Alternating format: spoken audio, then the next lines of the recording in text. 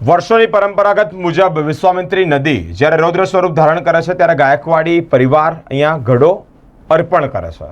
મિત્રો, રાધિકા રાજે ગાયકવાડ જી ત્યાં પહોંચ્યા એટલે કે ત્યાં પહોંચી અને વિશ્વામિત્રી નદીની પૂજા અર્ચના કરી છે અને ઘડો અર્પણ કર્યો છે। વિશ્વામિત્રી નદીએ રૌદ્ર સ્વરૂપ ધારણ કરતા જ રાધિકા રાજે ગાયકવાડે વડસડ ગામ ખાતે જે પસાર થતી વિશ્વામિત્રી નદીમાં વર્ષો જૂની પરંપરાગત મુજબ વિશ્વામિત્રી નદી રૌદ્ર સ્વરૂપ ધારણ કર્યું ત્યારે ગાયકવાડ એટલે કે આ પરિવાર દ્વારા શ્રીફળ અને ઘરો અર્પણ કરવામાં આવતા હોય છે। વિશ્વામિત્રી નદીના પાણી ઉતરી જતા હોય ત્યારે આ વખતે વિશ્વામિત્રી નદીએ રુદ્ર સ્વરૂપ ધારણ કર્યું છે, જેને લઈને જ વડોદરાના અનેક વિસ્તારોમાં પાણી ભરાઈ ગયા હતા। વડોદરા જળમગ્ન બની ગયું હતું। ગાયકવાડ પરિવારના રાધિકા રાજે ગાયકવાડ દ્વારા વડસર ગામ ખાતે વિધિવત રીતે શ્રીફળ અને ઘડો અર્પણ કરવામાં આવ્યો છે।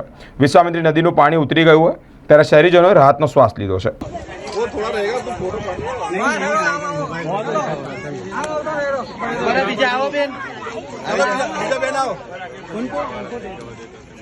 अरे वजन है भाई, नहीं तो और कीड़ा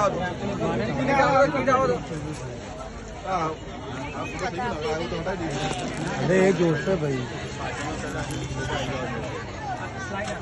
आप सोच लो कि बड़ौदा के जो परिवार है उनकी कौन सुनता होगा। सिंपल थिंग, जितना भी आता है देख लो। मैं कोई पार्टी के साथ में बिलोंग नहीं करता हूँ, हर पार्टी के साथ खड़ा हूँ, हर पार्टी के कार्यकर्ता के साथ खड़ा हूँ, बट जहाँ पे गलत होता है सब मिनट ठोक के बात करता हूँ।